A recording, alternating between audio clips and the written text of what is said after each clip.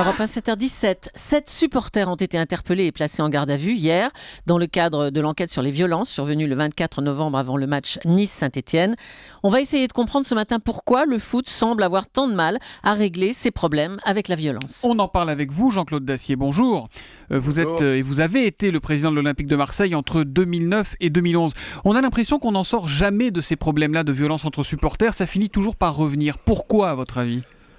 Écoutez, moi, c'est pas tout à fait mon diagnostic. J'espère pas me tromper, mais les incidents de Nice sont tout à fait regrettables, condamnables et vont l'être, on l'espère tous. Mais j'ai pas le sentiment que le problème des supporters dans le football français soit en train de repartir dans les périodes regrettables qu'on a connues il y a quelques années. Je pense que les présidents de clubs, je pense que les autorités du football, les autorités de police ont plutôt fait le bon boulot. Moi, par rapport à la période que j'ai connue, 2009-2011, franchement, qu'est-ce qu'on a eu ? On a eu, c'est vrai, des incidents à Nice, vous en avez parlé il y a une seconde. On a eu l'accueil qui n'était pas très élégant, reconnaissons-le, de quelques supporters lillois pour Thauvin, qui lui-même n'avait pas non plus été d'une grande élégance au moment de son transfert, même si ceci ne justifie absolument pas ce qui s'est passé. D'ailleurs, globalement, dans le stade, on est resté dans la tradition. Moi, pour me résumer, je ne trouve pas, et encore une fois, j'espère de tout cœur ne pas me tromper, que le football soit reparti dans un comportement violent, préoccupant. On sait de toute façon comment régler les problèmes. Mais alors comment, justement ? Parce que, vous êtes comme Frédéric Thiriet, finalement. Vous dites ce sont quelques crétins, ce sont les termes qu'il a employés, le patron de la Ligue de foot. Ça va pas plus loin que ça ?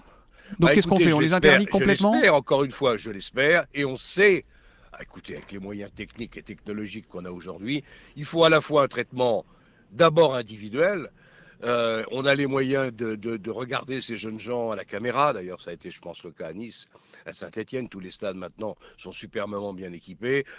Il faut évidemment faire un traitement individuel de ces comportements absolument inacceptables et condamnables.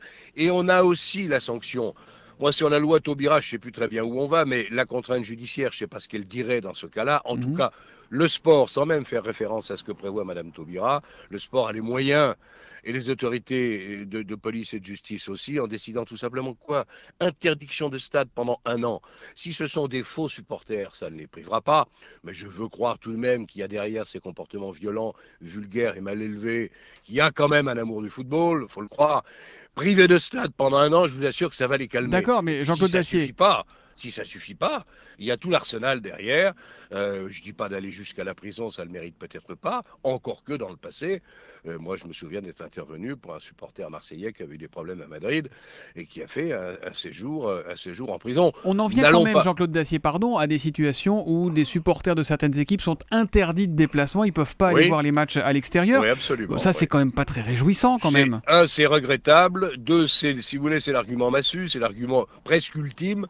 Ce qu'a dit Thiriet en disant si vraiment on n'y arrive pas en isolant les individus et en les sortant des stades pendant une période longue, eh bien oui, il faut revenir à ce que j'ai connu moi avec le PSG et c'était vrai dans les deux sens. L'interdiction systématique. L'interdiction des déplacements, et là vous avez quand même de bonnes chances. Si vous surveillez les billets, la vente des billets, vous avez de bonnes chances d'isoler votre problème.